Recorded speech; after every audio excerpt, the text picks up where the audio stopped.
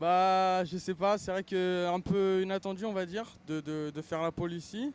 Même si j'espérais rouler devant, on va pas se le cacher.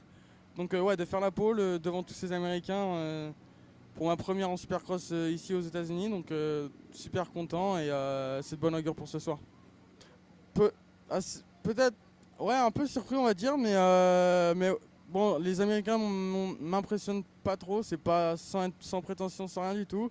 Je me dis que c'est des personnes comme tout le monde, donc c'est sûr ils sont très forts et de les battre ici, je les ai pas encore battus, on va dire, mais je veux dire de faire la pole devant eux, devant leur public, c'est quelque chose de très fort. C'est comme un premier rêve qui se réalise, même si c'est que l'amateur. Ouais, ouais, c'est sûr, je l'ai fait l'année dernière et parce que l'année dernière c'est revenu à Paris, donc ouais, c'est une course que j'apprécie malgré mes chutes de l'année passée, donc ouais, super excité à l'idée de rouler là-bas. Je veux dire, l'année dernière, c'était plus une course de découverte, un gros supercross. C'est quand même un bon supercross, le plus gros supercross de l'Europe. Donc ouais, l'année dernière, je m'étais entraîné, mais sans plus, on va dire un peu à la découverte. Et tout de même, sans trop d'entraînement, j'ai fait la pole au chrono, le samedi soir ou le vendredi soir, je sais plus trop. C'était la première soirée, et ouais, je sais que le supercross, je me débrouille pas mal. Après voilà, je vais essayer de bien me préparer cette année pour faire un bon truc. Ouais, c'est sûr. C'est sûr, on y va pour gagner. Bah honnêtement, c'est un peu ce que j'aimerais faire. Après, je suis encore qu'en Europe.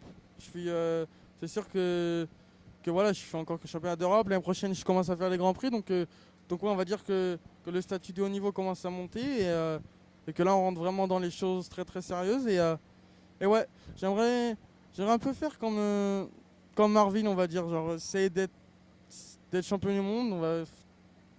On va essayer de tout faire pour ça. Après, si j'arrive pas. Mais je veux dire, c'est un peu un rêve que j'ai envie de réaliser. Et puis pourquoi pas après m'orienter, ouais, ici, venir, si c'est possible d'avoir l'opportunité de venir ici, d'y venir et puis ouais, de faire du supercross et voilà, de rouler avec les Américains quoi, devant eux.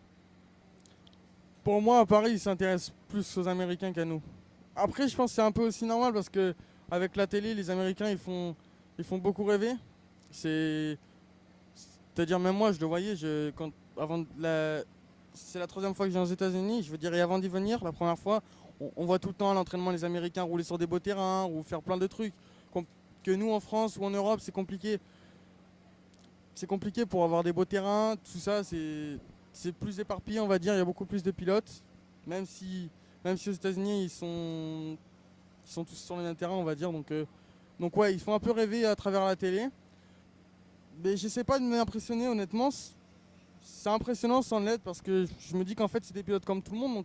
Donc ouais, assez surpris de moi-même aussi de comment j'ai réagi avec ça. À Paris, c'est à 3 heures de chez moi, on va dire, de là où j'habite de base. Ouais, il y a beaucoup de gens que je connais là-bas et donc ouais, il y aura plus de Français, on va dire.